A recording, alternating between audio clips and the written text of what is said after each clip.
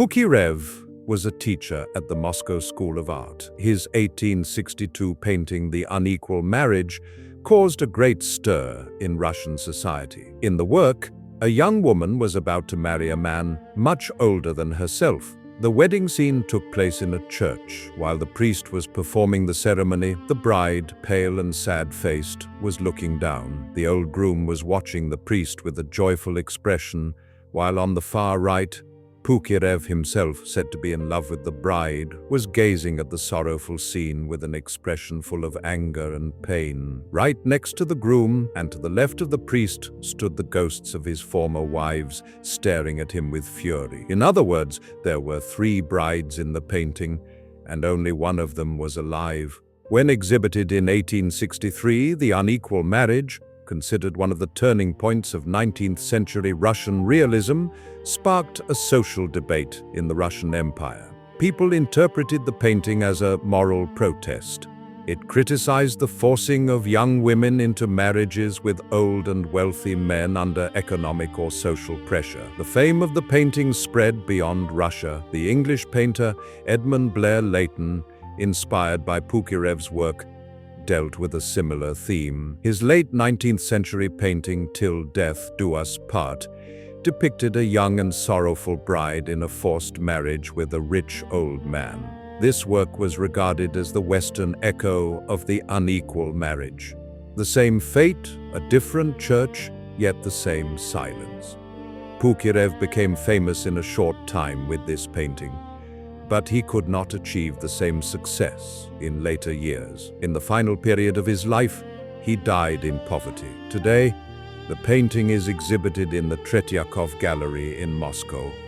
The German artist Friedrich Moritz August Retsch was a romantic painter and master engraver. His 1831 work Die Schachspieler, The Chess Players, later gained great fame under the title Checkmate. In the painting, the devil was depicted playing chess at a table with a young man. On one side of the table, the devil sits with a smile of victory. Opposite him, the young man in despair holds his head in his hands, thinking deeply. When the painting was first exhibited in the 19th century, viewers interpreted the scene as the spiritual defeat of man. The collapse and resignation on the young man's face contrasted with the devil's victorious smile. Retsch's purpose, however, was to emphasize the theme of man's inner battle against his own sin. The fame of the painting grew one day when a chess champion saw it. World chess champion Paul Morphy was among a group visiting the exhibition at the Louvre. When he saw the painting, he was transfixed. When the group found him half an hour later, he was still standing before the painting. Paul Morphy had realized that the young man had not lost. The king on the board still had one move left. This interpretation changed the symbolic meaning of the painting. This scene, in which God offers man the possibility of salvation even in deepest despair, was like a silent echo of Romans 8:38-39. Neither death nor life nor angels nor evil spirits shall separate us from the love of God.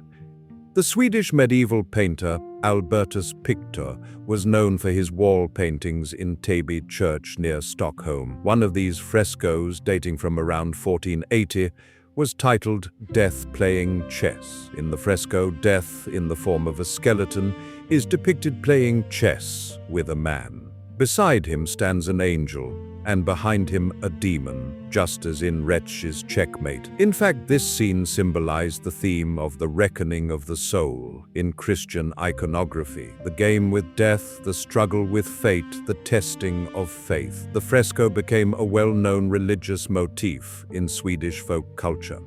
As a child, the young Bergman visited Täby church and was deeply impressed by this painting. Years later, in The Seventh Seal, he immortalized the scene by making the knight Antonius Block play chess with death. Är du beredd? Min kropp är rädd. Inte jag själv.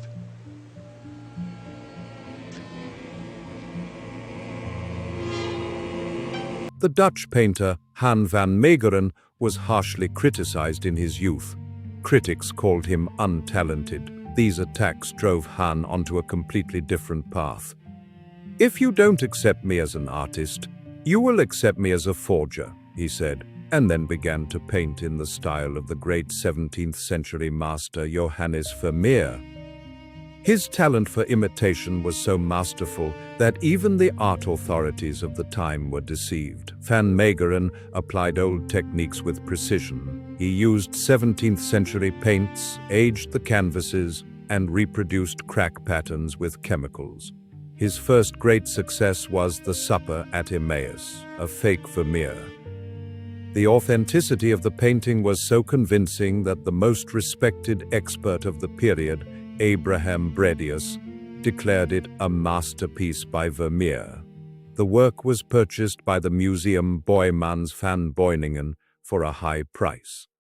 During World War II, Van Meegeren's biggest buyer was Hermann Göring, Hitler's right-hand man and a passionate art collector. Göring bought Van Meegeren's Christ with the Adulteress, a fake Vermeer, for 1.65 million guilders.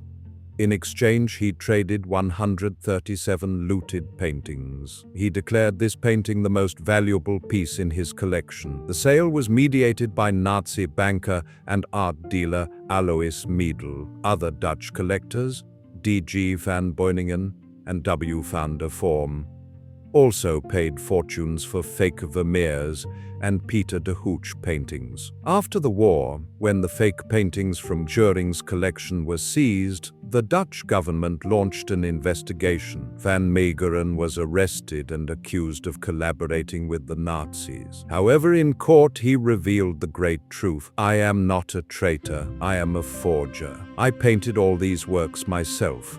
Experts did not believe him, so he proved it by painting a new work live in the courtroom. This confession became one of the most astonishing events in 20th century art history. Van Meegeren came to be seen not as a war criminal, but as a national hero because he had deceived the highest ranks of the Nazis. However, before the trial concluded, he died of a heart attack in 1947. Today, some of the fake Van Meegeren paintings still remain in museums and state collections. Some are kept in the Rijksmuseum and the Boijmans van Beuningen collections. The incident left a lasting lesson in the art world. Sometimes mastery can be more convincing than truth itself.